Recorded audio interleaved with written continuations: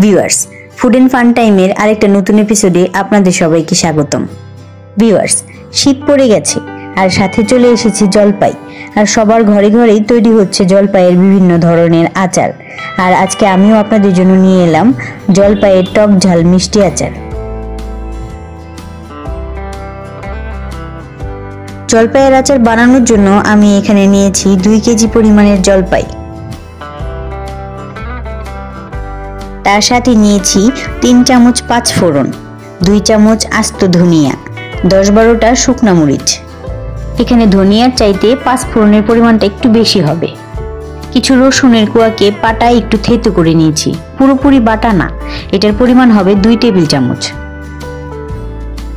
আর তার সাথে আছে 250 ml সরিষার তেল, ভিনেগার ও চিনি। জলপাইগুলোকে আমি আগেই ভালো করে ধুয়ে পরিষ্কার করে নিয়েছি। জলপাইগুলোকে আমি আগেই সিদ্ধ করে নেব। তার জন্য একটা সসপ্যানের মধ্যে অল্প একটু পানি, জলপাই ও 1 চামচ লবণ দিয়ে ঢাকনা বন্ধ করে 5-6 মিনিট ফুটিয়ে সিদ্ধ করে নেব।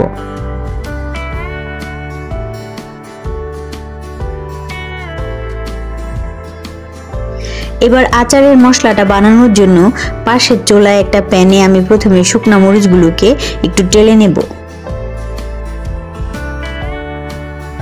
আমি চুলার আঁচ একদম লোতে রেখে মরিচগুলো টেলে নেব। মরিচগুলো টালার সময় যদি চুলার আঁচ বেশি থাকে তাহলে মরিচের রঙগুলো নষ্ট হয়ে যাবে। আমি এই আচারে হলুদের গুঁড়া বা মরিচের গুঁড়া কোনোটাই ইউজ করব না।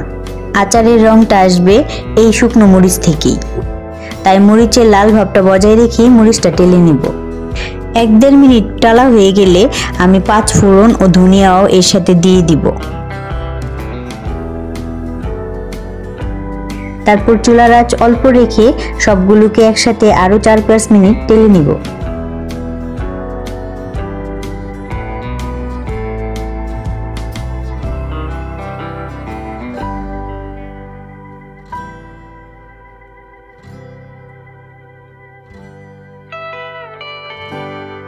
চার 5 মিনিট পর এগুলো একটু ভাজা হয়ে গেলে আমি একটা প্লেটে উঠিয়ে নেব। তারপর ঠান্ডা করে ব্লেন্ডারের সাহায্যে ব্লেন্ড করে নেব। আমি এই মশলাটা একদম পাউডারি করিনি, সামান্য একটু গুঁড়ো গুঁড়ো রেখেছি।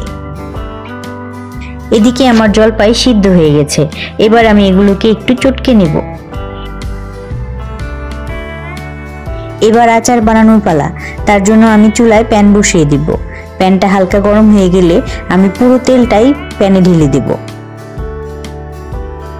তেলটা যখন হালকা একটু গরম হয়ে যাবে তখন আমি থেতো করে রাখা রসুনগুলো দিয়ে দিব। রসুন দেওয়ার সাথে সাথেই সরিষার তেল থেকে এক ধরনের বুদবুদ তৈরি হবে। এই সময় কন্টিনিউ নেড়ে চেড়ে যাব, না হলে রসুন পুড়ে যাবে। 15-20 সেকেন্ড পর এভাবে খুন্তির সাহায্যে উঠিয়ে দেখব রসুনের কি অবস্থা। রসুনটা হালকা একটু ভাজা হবে, বেশি ভাজা হয়ে গেলে আবার আচারটা তিতা লাগবে। রসুনটা হালকা একটু লালচে হলেই আমি জলপাইগুলো দিয়ে দিব। জলপাই দেওয়ার সাথে সাথেই তেলটা কমে আসবে। এবার তেলের মধ্যে জলপাইগুলোকে 10-15 সেকেন্ড কষিয়ে নেব।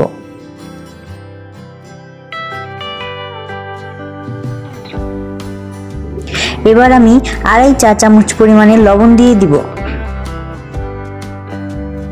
লবণটা একটু মিশিয়ে আমি 2 কাপের একটু বেশি চিনি দিয়ে দিব। আচারের মিষ্টিটা হবে আপনাদের নিজস্ব টেস্ট অনুযায়ী, চাইলে আপনারা এর কম বেশি করে নিতে পারেন।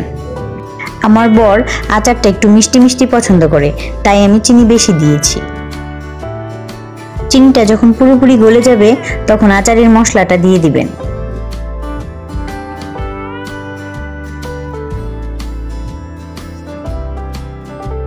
এবার সবকিছুকে ভালোভাবে মিশিয়ে প্রায় 5-6 মিনিট রান্না করে নেব।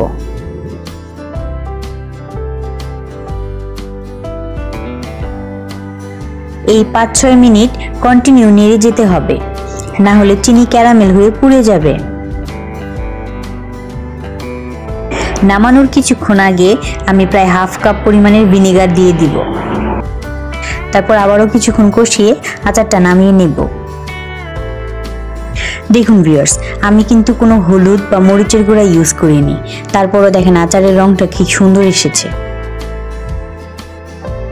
এভাবে আচার বানিয়ে ঠান্ডা করে কাচের বয়ামে রেখে দিলে প্রায় 1 বছর পর্যন্ত আচার ভালো থাকে, আর যদি ফ্রিজে রাখেন তাহলে 3-4 বছর পর্যন্ত ভালো থাকবে।